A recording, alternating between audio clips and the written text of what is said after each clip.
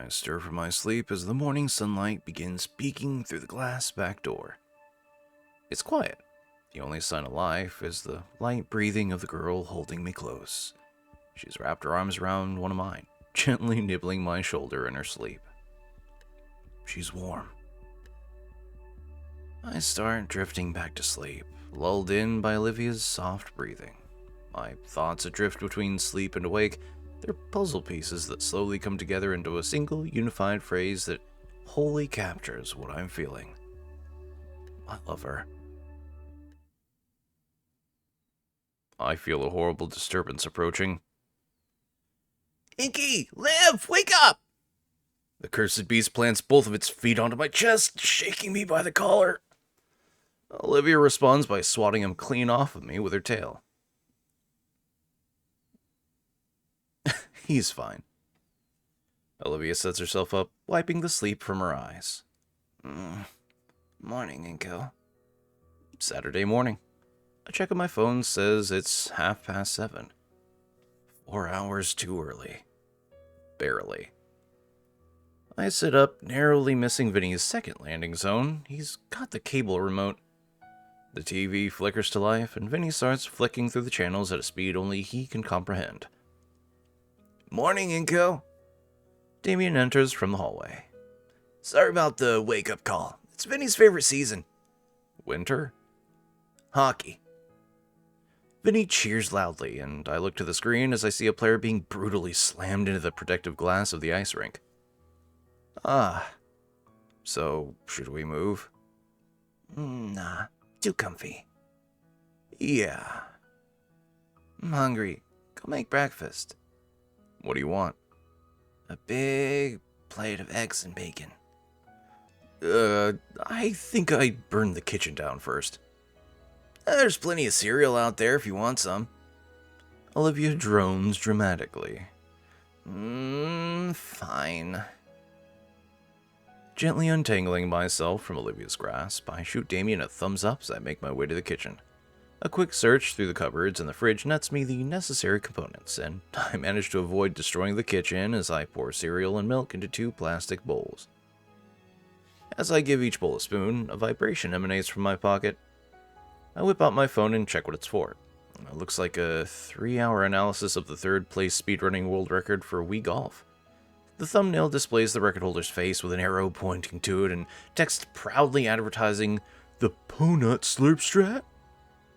Not really much in the mood for these recently. I'll mute the notifications. And done. As I return to the living room, the scene is a lot more lively. The 2 brothers are commentating the match to one another while gently shaking the couch in excitement. Olivia has since sat up and wrapped herself in the blanket, only opening a spot for me once I approach. I take the seat, offering her the bowl of sugary goodness, which she greedily accepts. Not too long after, we're cuddled together again. She leans her head against my shoulder. Despite the ruckus, I'm able to find the perfect spot to snuggle with Olivia and enjoy her warmth. This is nice. We do our best to withstand Vinny's ramblings about hockey teams, though it seems like he's more interested in which team gets in the most fights rather than wins the most. I look towards Olivia every so often, worried that she might be losing interest in just sitting here. But she always reassures me with a gentle smile, one that says she wouldn't have it any other way.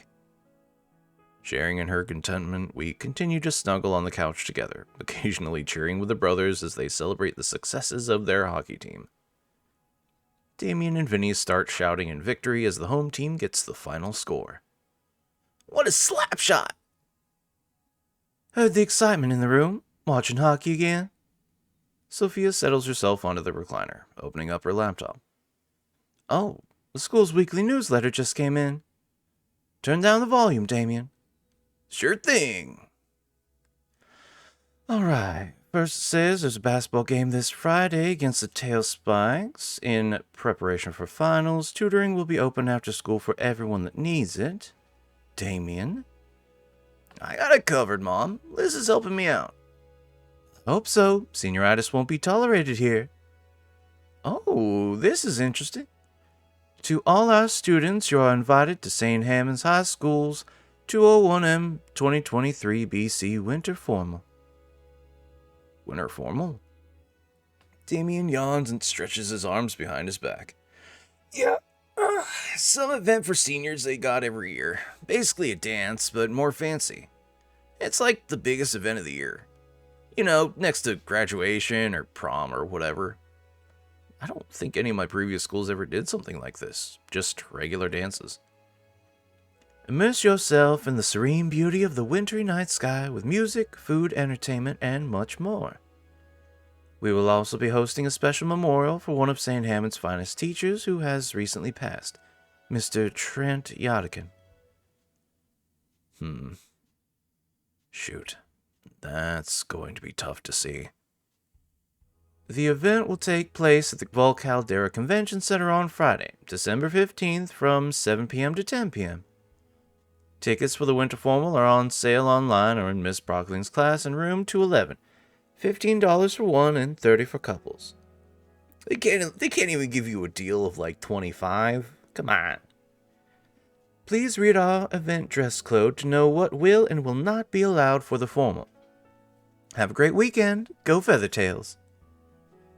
Well, it seems like you three have something to look forward to next month. Mrs. Payne closes her laptop with a smile and sets it aside. Mom, it's about that time. She gasps and checks the clock on the wall. I nearly forgot. Vinny, get your kimono on. I'll start the car. It's called a gi, Mom. I'll probably be running some errands while he's at karate practice, so I'll be out until dinner. I'm sure Vinny didn't mean to karate chop my throat as he got up. He's just eager to get to class. I don't know, dude. The back rub from Olivia helps to clear my airway quicker, at least. Well then. Damien switches on some game and slumps in his familiar position in the recliner in mere seconds. I don't even know how he keeps track of the blur of colors on screen. I feel like it's going to give me a seizure if I look too hard. Olivia tugs at my arm. Want to head back to my room and watch something? What do you have in mind? Nothing in particular. I'm sure I'll find something good. All right. I follow Olivia's proud march into her room. The scent of paint is still a bit strong, but when is it not in here? It's impressive how she manages to actually hop from kneeling on the floor to kneeling onto her bed. Her tail pats the open spot next to her as an invitation. But not for me, as Guts seems to scurry out from wherever he was hiding to curl up right against Olivia's thigh. So I take the spot opposite of him, settling in right next to Olivia as she opens up her laptop. On the screen, I see a plethora of folders with incomprehensible names, with multiple brackets alternating between kanji and English. Olivia's cursor flies between each folder, her eyes scrunched in concentration as she tries to find the perfect show. She finally makes her choice, though what it is, I don't know. The name is all Japanese, written in English. And there's like 6 different things in brackets denoting the language, aspect ratio, and more obscure details. A media player pops open, and the first thing to pop up is a silhouette of a Pachysaurus in old Japanese attire. And then the pop music started, in English. At first I was apprehensive with her pick, but it really is a good show. I'm fully enraptured by the Apache samurai story, along with his budding romance with a young human girl who maintains her family's dojo. We fully settle in, Olivia splaying out across her bed and giving me just enough space to sit with my back against the wall beside her. While I'm fully enjoying the story, split equally between intense sword fights and bouts of lighthearted comedy, my thoughts go back to something else. The formal. And how to actually ask her to it. She's already going, since it's also Mr. Yadkin's memorial. Olivia already asked me out on a date, kinda. I'd argue strong-armed into it, but then again, I want to go out with her, so... It was very Olivia of her.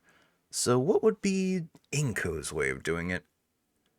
Looking around for inspiration, I noticed that my girlfriend has left out a lot of her sketch material. Balled up papers and her sketch pad right by my knee. Guts laying atop her colored pencil case. And a mechanical pencil digs into my palm. While Olivia's focused on her laptop screen and the oddly not-so-bloody sword fight on it, I begin my greatest plan to date. First, I sketch out what's meant to be a full-body portrait of Olivia. Though the wheelchair ends up looking like it's a normal chair with rocks for wheels, her hands being just claws and her tail shrunken down to a quarter of its actual size, it still resembles her. I clip on the mechanical pencil and slowly reach over with the pad, nudging the back of Olivia's head. She swats at it and eventually grabs it, yanking it in front of her. And then her tail starts wagging a bit. Bingo. Wraps around. It searches for my arm and wraps around it while Olivia furiously jots something down on the page. I lean forward to lay on my stomach beside her when she passes it back. She's drawn on an equally rough portrait of me, with my shades missing and my jacket looking more like a button-up. For a while, the two of us resume our drawing game from the start of the school year. Oh man, there's so many good... Oh, I love the biblically accurate inko. Like, well, how many is that? 1, 2, 3, 4, 5, 6, 7 shades. Ugh. I think it's Mia as Kronos. That's great. Over the course of the Samurai Show's run, we decorate numerous sheaths from her sketchpad with nonsensical doodles. Alright, it's time. I make sure my arm's position is shielding the page. The next drawing has to be special. And I see just the spot for it. My heart flutters a bit as I look it over. Could it be a little better? Nah, it's perfect. I pass the sketchpad over just as I have a half-dozen times now. Olivia stares at the little doodle on the page. I hear her breathing pick up. She pulls the pad aside, well out of my vision. I feel the bed wobble as she furiously scribbles something down. It sure is taking a while. On screen, the Bata whatever has just finished an epic duel, winning with an intelligent use of technique in his sword sheath, all without killing anyone. The pad is plopped in front of me. Oh boy. Oof. Olivia buries her snoot into the back of my head, nuzzling it aggressively. She's making those bellowing noises again. I'll take that as a resounding yes. You're not gonna let me up, are you? No, you're all mine. She keeps bellowing, but her focus slowly returns to the episode. For the rest of it, we remain like this. I got big plans. Just you wait. 1 week later. My shoes crunch through the layers of snow beneath me. Behind me, the trail is quickly swept over by fresh snowfall. The cold bites at any flesh can reach, my ears, my nose, my exposed hand as it carries my precious cargo. Somewhere in the distance, a dog barks. I am alone in this frigid wasteland. And to think this started so simply just 4 days ago. I'd gotten into a new routine at the start of the school week. Wake up, head to school, do my thing until the bell rings, then head over to the Payne residence to check on Olivia. She texted me that the drafting for the painting was finished, and now it was time for the real task of filling the canvas with color. Every time I'd come over, I would find her sitting at the edge of her bed with a brush in hand, analyzing the canvas with the kind of fire in her eyes that only a visionary like her would have. Back on Tuesday, I got a real craving for root beer. Olivia told me there was a gas station up the street and around the corner, and asked if I could get her a normal cola with a strange side-eye. The trip was frigid, and I probably should have seen where this was going, but the soda was well worth it. Once Olivia found out I could survive the journey, she started requesting I go to make more resupply missions. Then I got caught on a return trip by Vinny and Randy. Short version of the story, I'm now the resupply man for the household. Hey, gotta use that warm blood somehow. I go out to get precious rations for my poor, freezing, shivering girlfriend and the other survivors of this inhumane climate of 31 degrees. It's been tough work, but it's been a blast. As I approach the front door, one of the survivors eagerly smushes his face into the glass window, ecstatic to see my triumphant return. The door opens for me and slams shut as I'm yanked in before the chilly air can creep in with me. I stumble forward and finally collapse onto the couch, into Olivia's waiting arms. The moment my butt hits the comforter, she spreads out the large blanket she has open and enshrouds me in a warm, scaly embrace. Can't let my personal heating rock lose its warmth. Appreciate it. Olivia nuzzles in the crook of my neck and wraps her tail around my waist, trying her best to warm me up. One would assume that a literal cold-blooded Saurian would be a terrible way of warming up. Well, whoever they are, they're dead wrong. Setting the plastic bag on the floor, it begins getting passed around and everyone removes their various goodies. In seconds, Damien's chugged his battery acid energy drink. That's what I needed. Say, you up for another trip, Inko? Olivia signals to Vinny, who takes the empty bottle and pops him in the back of the head with it. Oh, Inko, while you were out, I finally thought of something. For our date? Yeah, you'll love it. It's... Knock, knock, knock.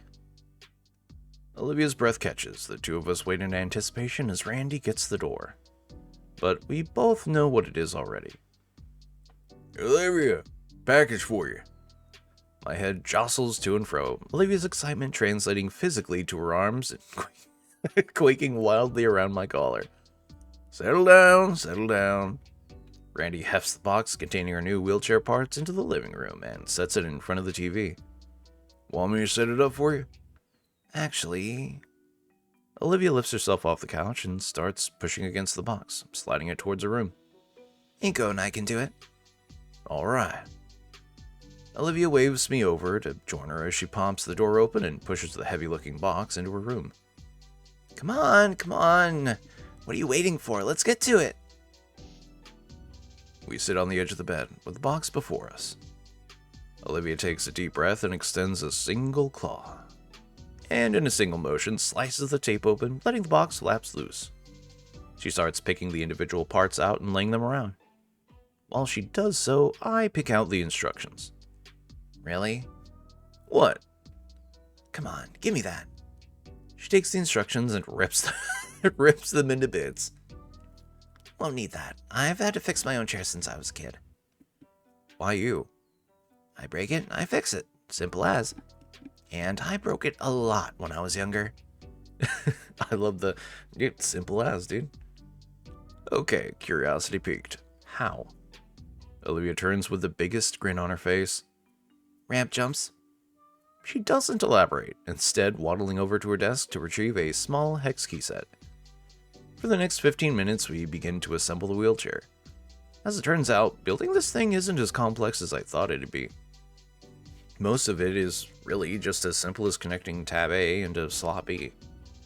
There's an innuendo there. We're finished now. The metal frame stands proud, missing everything needed to make it comfortable. Like the seat. This bit connects to the handles there. Alright.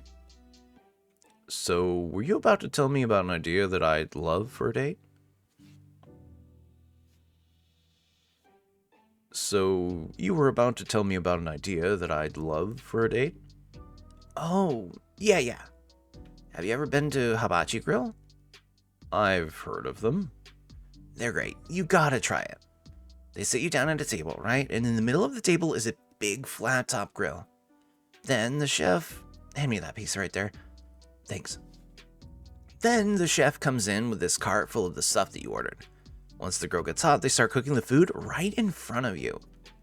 And they bring a whole new meaning to playing with your food. Sounds pretty sweet, right? By the way, that goes the other direction. Clink. Oops. Yeah, that honestly sounds pretty fun, Liv. It's like dinner and a show, but dinner is the show. I've been wanting to eat at a place like that for years. Alright then, as soon as we finish this, let's call for a table and go. Yes! Olivia's arm and tail wrap around me in a hug, her other hand preoccupied with adjusting the chair's seat to the perfect height. After attaching the armrest to the handle, I stand up in triumph over the fully built mobility chair. Well, I can safely say that your new wheelchair is completed by yours truly. You put the wheel on backward there. See, if I had sat in that, it would have crumpled, and it would have killed me. Oh. She lightly taps me with one of the spare parts. Yeah, so stop trying to kill me, dummy. Just to be safe, we're probably gonna have to go back a few steps to make sure this thing is built correctly. Wonderful. Finally, it's done. Olivia inspects my work, nodding in approval on occasion and adjusting a few parts. Carefully, she moves herself from the bed into the seat. So how is it?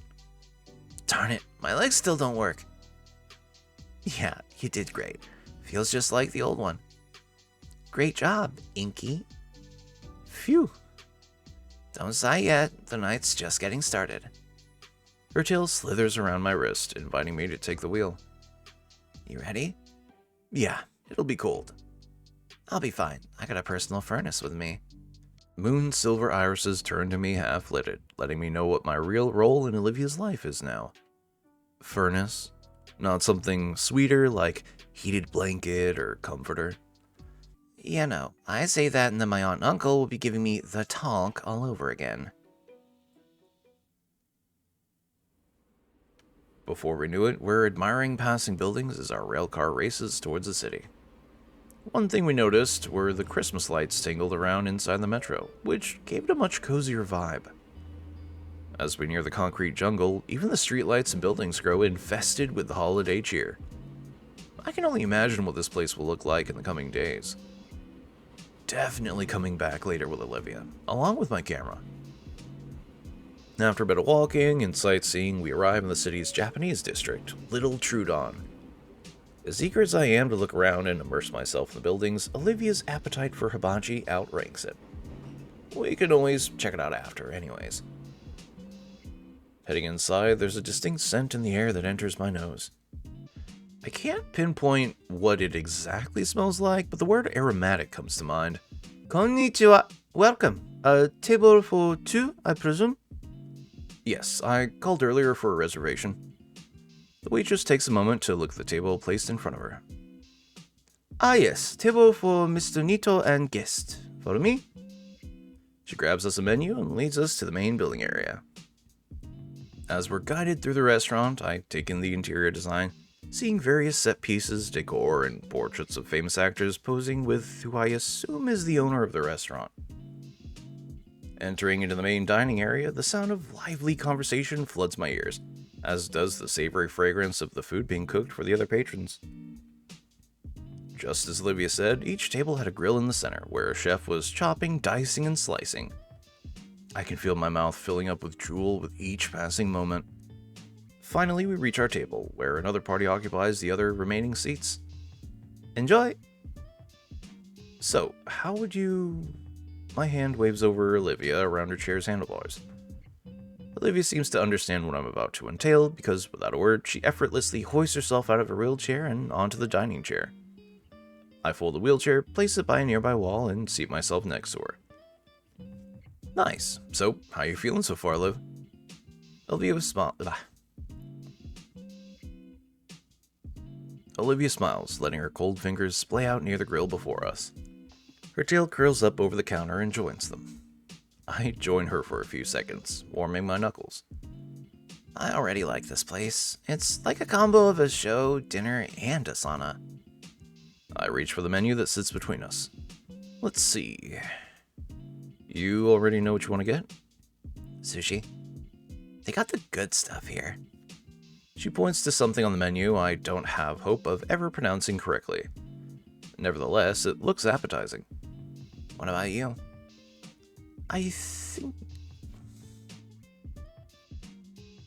I'm thinking something warm and filling. Oh, what about this dish then? She points at one of the specialty dishes titled Troodon Delight. Chicken breast, hibachi steak, and colossal shrimp lightly seasoned and grilled. Huh, kinda like a variety dish. Sounds good enough for me. At variety, an idea overcomes me and I scan the menu thoroughly. The section in particular takes up nearly the entire page. It's something I recalled from some of the foodie blogs I'd read. Hey, why don't we try all the appetizers? What? Laying the menu flat before her to the appetizer page, her eyes widen at how many choices there are. Yeah, like, we should try sampling everything and see which is best. That'd be really expensive though, right? It would. Each place already costs over $15. But consider the experience. I can see her practically salivating as she looks at the page. How about half, then? That'd still be around 7 plates, but I'm sure I can cover that much. Okay. She cuts me off before I can cheer. But not all at once. Huh? I want to appreciate the show, too. So, 2 dishes at a time. It's a weak concession, and I already figure Olivia's plan to fill up early to save my bank account. Sure. So, which do you... We debate which appetizers to pick and start with, our voices now mingling with the rest of the ambiance as we wait to order. By the time somebody comes around, we've compiled a list of the most appealing sounding options.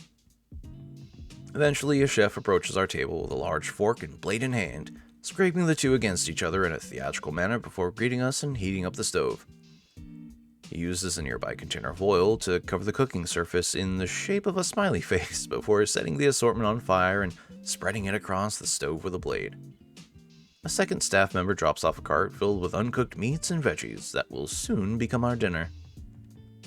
With his ingredients ready, the chef starts his performance, expertly spinning his razor-sharp utensils with a grin on his face.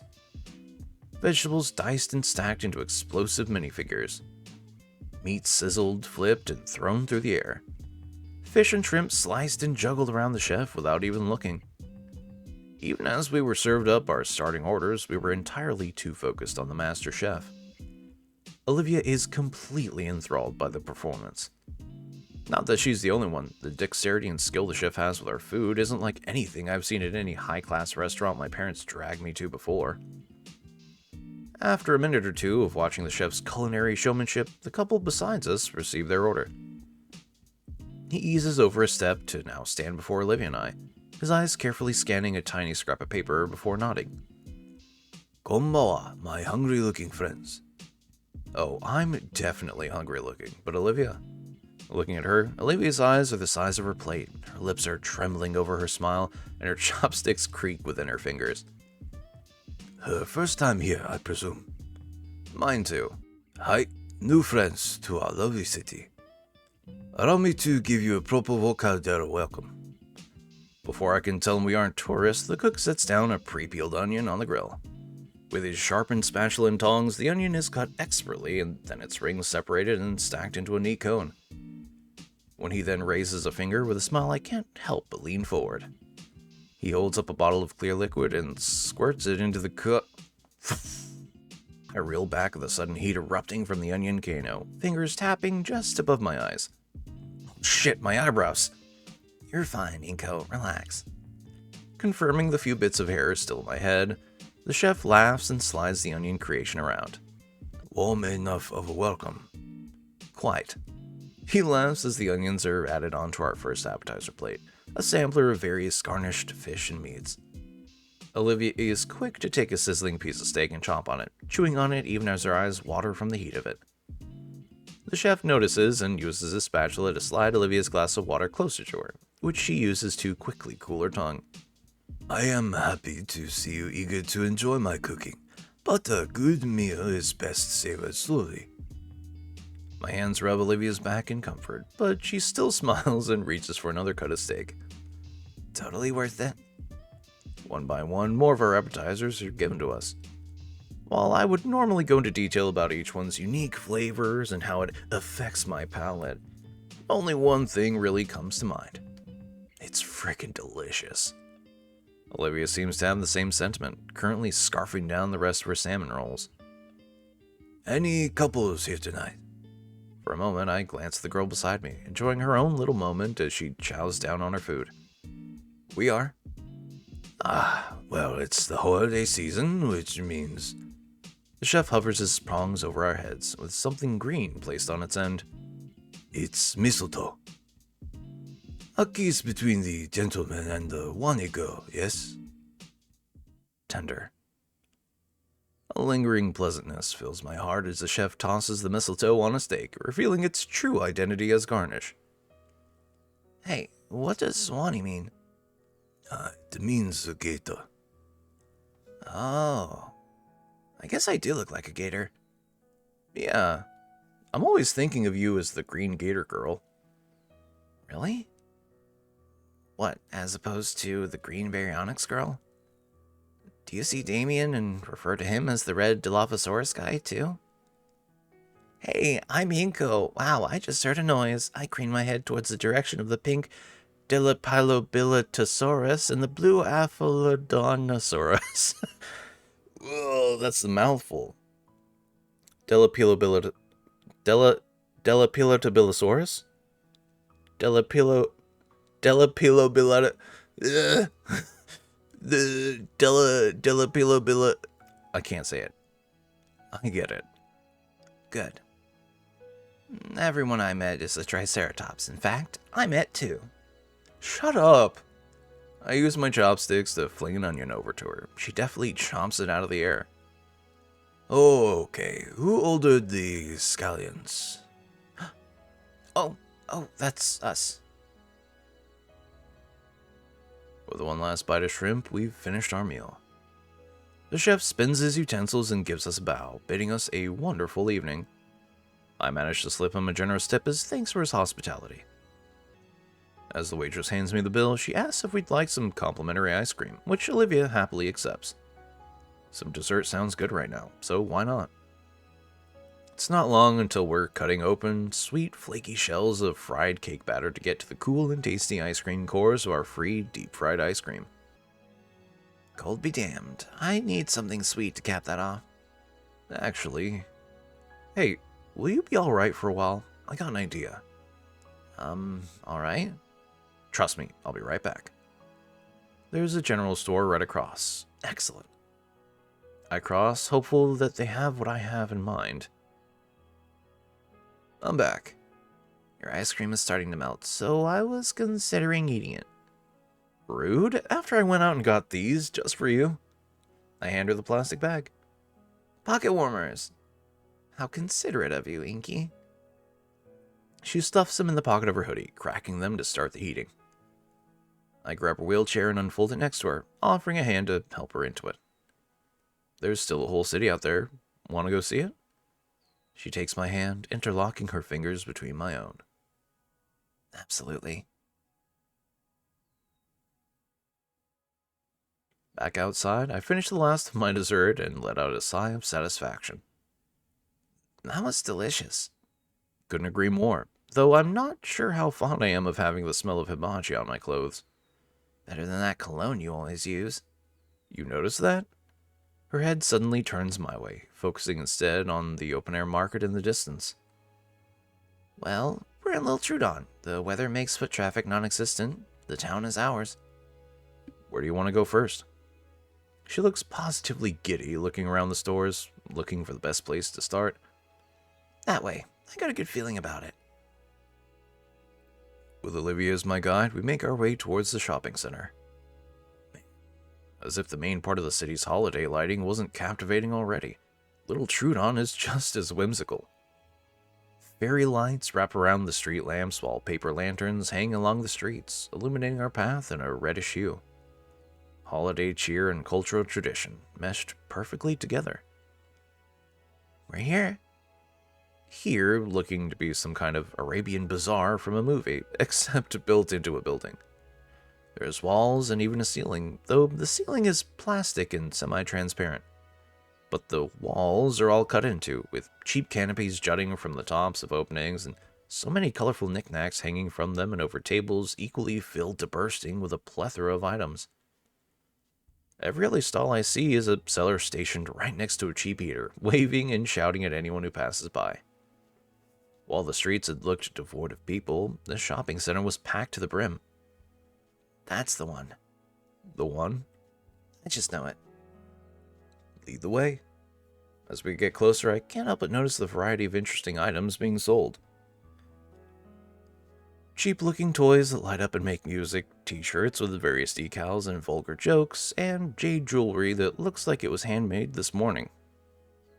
All of which have signs marking their prices that, frankly, reflect their quality very poorly.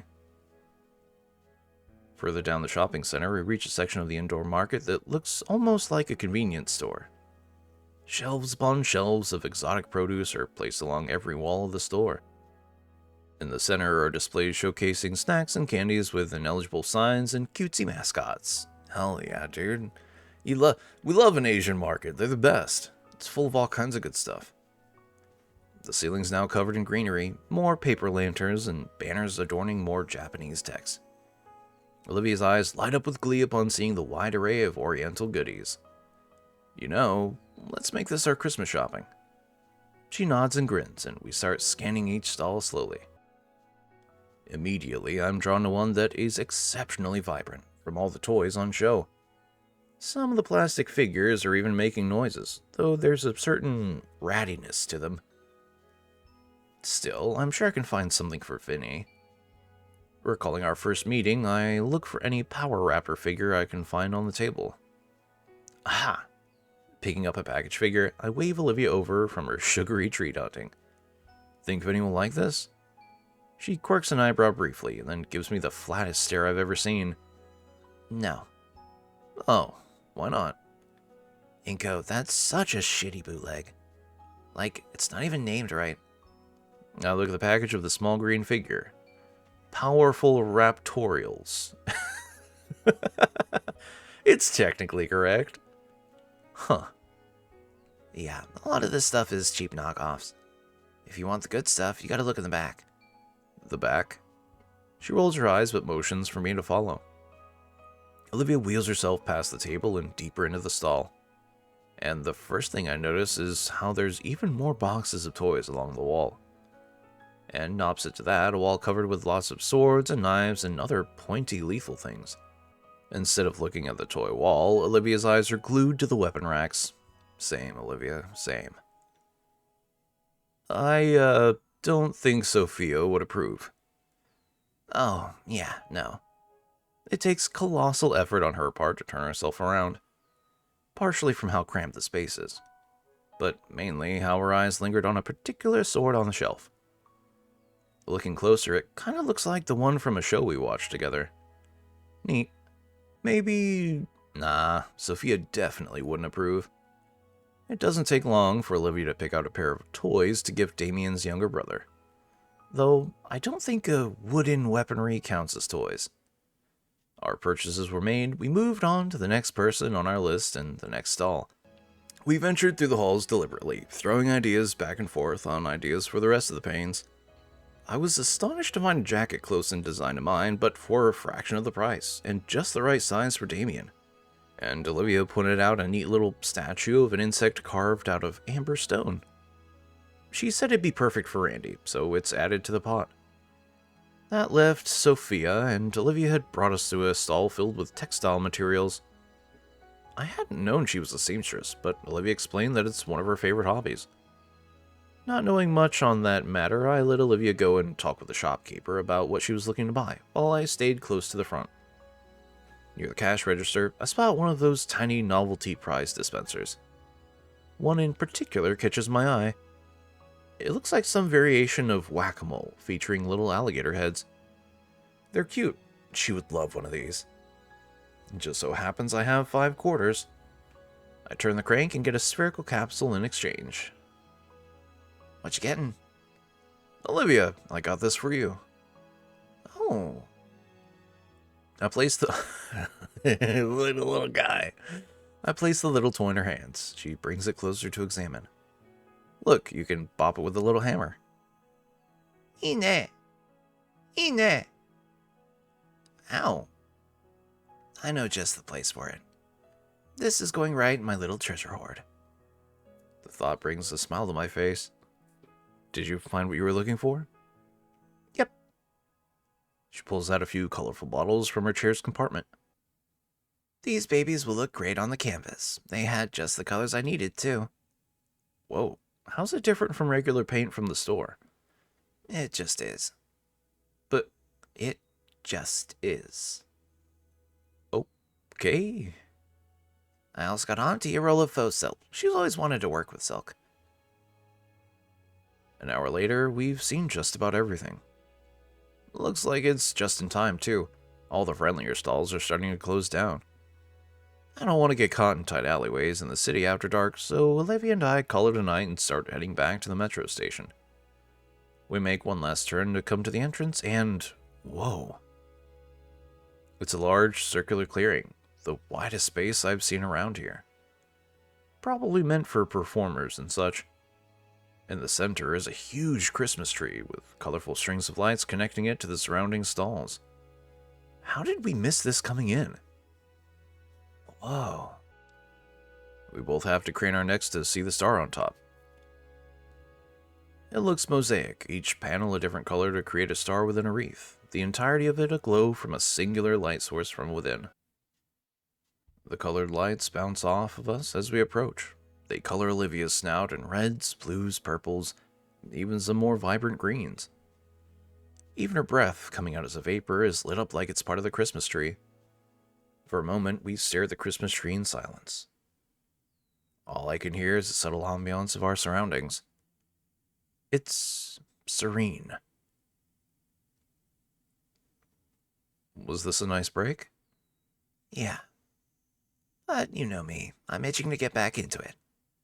We look back up at the tree. It's bright. Merry Christmas, Olivia. Christmas isn't till another few weeks. I know, just felt like saying it. Yeah. Merry Christmas. Olivia's hand finds mine, our fingers intertwining slowly and our palms pressed warmly together. She doesn't speak, but her eyes convey so much. I carefully set down our shopping bags and take a knee beside her.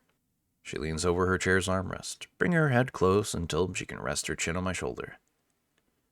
I can feel her lips move in a silent whisper as she nuzzles against me gently. A smile comes to my face as she mouths her appreciation for our first official date. Following her example, I lean my head back against her. My jaw moves, but no words come out. After all, we don't want to disrupt the peaceful silence. But still, I know Olivia understands my own wordless thanks as I feel her lips quirk into a smile. We stayed pressed together for some time. At least until my knees couldn't bear the stone floor and her skills couldn't handle the cold.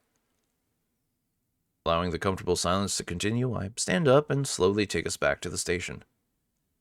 The ride home, we're lucky enough to get the whole train car to ourselves. Olivia huddles close the whole way back. And that's where we'll end it for today.